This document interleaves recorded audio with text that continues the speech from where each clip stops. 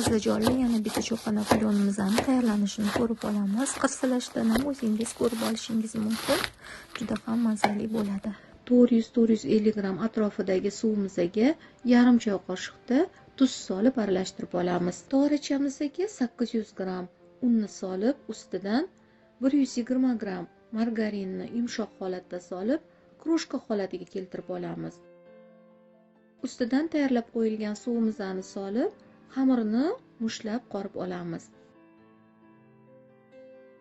Xamirimiz shu holatga kelib oladi, buni salofanga o'rab olamiz va xolodilnikka olib qo'yib turamiz. Endi ikkinchi xamir, ya'ni plastilin xamir tayyorlab olamiz. Buning uchun xuddi ekranda ko'rib turgan holatingizdagi yumshoq margarin bo'lishi kerak. 690 gram margarinimizga 120 gram un, 40 gram kakao solib aralashtirib olamiz. Aralashmamiz yopishqoq holatda bo'lib qoladi. Endi xolodilnikdan oq xamirimizni olib salofandan chiqarib olamiz va pilus holatda, ya'ni 4 tarafiga qarab yoyib olamiz.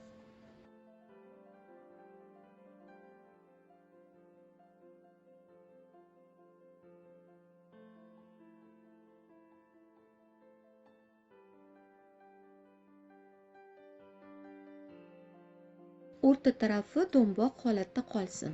Shu o'rta tarafiga tayyorlab qo'yilgan kakaoli plastilin xamirimizni qo'yib, 4 ta tarafidan konvert qilib yopib olamiz.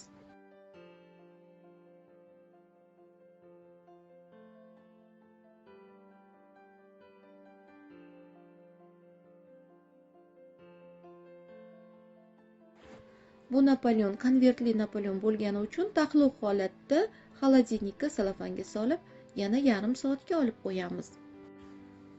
Mana yarim soat o'tdi. Xamirimizga yana ishlov berib olamiz. Buning uchun xamirni uzunasiga jova yordamida yoyib olinadi.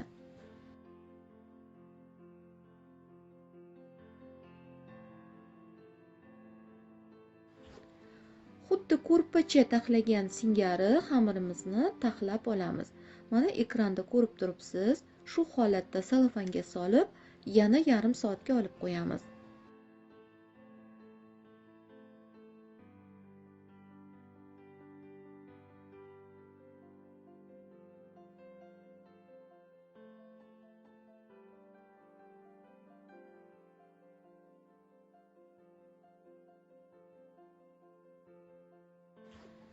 Mana oradan yarim soat o'tdi. Ancha xamirimizga kakaoning rangi kirib qoldi.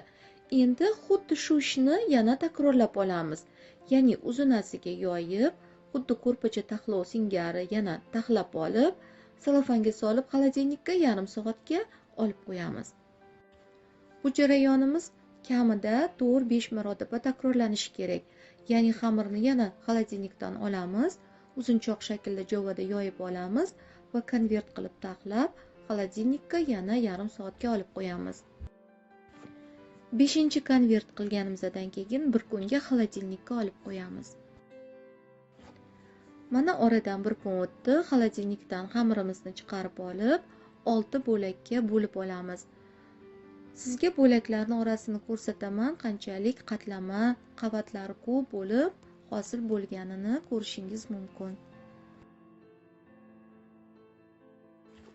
Har bir bo'lagimizni alohida birozgina un sepib olib, sag'algina yoyib olinadi.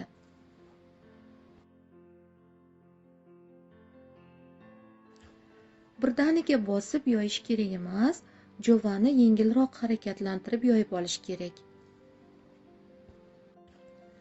Barcha xamirlarimizni ozginadan ochib oldik. Endi buni bittadan olib, listga moslab yoyib olinadi. Yoyganimizda juda ham qattiq bostirmasdan, yumshoqroq harakat bilan yoyib olish kerak. Yoygan xamirimizni listdan bir oz chetlariga chiqarib olish kerak, chunki Napoleon xamiri duxovkaga kirganda bir oz kirishib qoladi. Kremlash jarayonida ishib ketib, xalaqit bermasligi uchun vilka yordamida birozgina teshiklar hosil qilib olamiz. Qisigan duxovkaga 150 gradusga 15 daqiqaga qo'yib pishirib olamiz. Pishirish jarayonida e'tibor bilan qarashingiz kerak. Yumshoq holatda olib qo'ymang, ichi xom bo'lib qoladi. Aynan Napoleon qarsildoq bo'lishi kerak. Hamma xamirlarimizni shu uslubda pishirib olamiz va chetidan chiqqanlarini bir-biriga yopishtirib, yana keyingi bo'laklarni ham pishirib olamiz. Napoleonni kremini tayyorlab olamiz. Buning uchun yumshatilgan 300 gram saryog'imizga 40 gram kakao qo'shib mikserda yaxshilab mikserlab olinadi.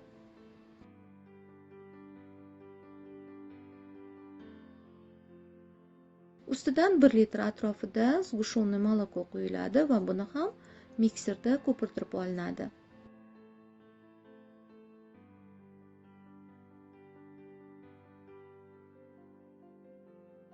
Kremimiz shu holatda bo'lishi kerak. Juda ham suyulib ham ketmasin, juda ham quyuq ham bo'lmasin. Mana barcha ko'jlarimiz chetidan chiqqanlar bilan birgalikda 8 ta bo'lak bo'lib tayyor bo'ldi. Endi barcha ko'jlarimizni birin-ketin kremlab olamiz. Kremimizni yaxshilab surtib olib, teskarimacha ko'jlarni taxlab, terib chiqamiz.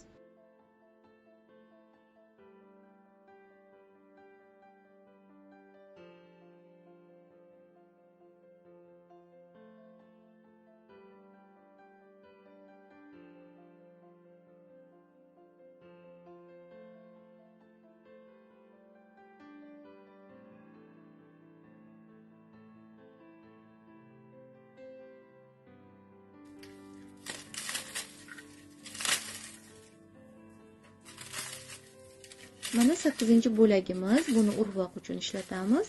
Yaxshilab maydalab olib, kremlangan tortimiz ustidan sepib olamiz. Chetlariga ham krem surtib, chetlarini ham urvoq bilan bezatib olamiz. Mana Napoleonimizni yig'ishtirib oldik. Endi buni kesmay turamiz va 5-6 soatga ichlariga kremlari o'tishi uchun olib qo'yamiz. Mana barakali Napoleonimiz tayyor bo'ldi. Endi buni kesib ko'rsatmoqchiman. Ichlari bilan kremlari bir-biriga uyg'unlashgan, baland bo'yli, mehmonbob bo'lgan bu Napoleonni kesganimizda qirsillagan tovushlari kelib turibdi, lekin juda ham yumshoq va mayin bo'lib tayyor bo'ldi. Sizlar ham albatta tayyorlab ko'rishingiz kerak va mazasini o'zingiz his qilib ko'rishingiz kerak.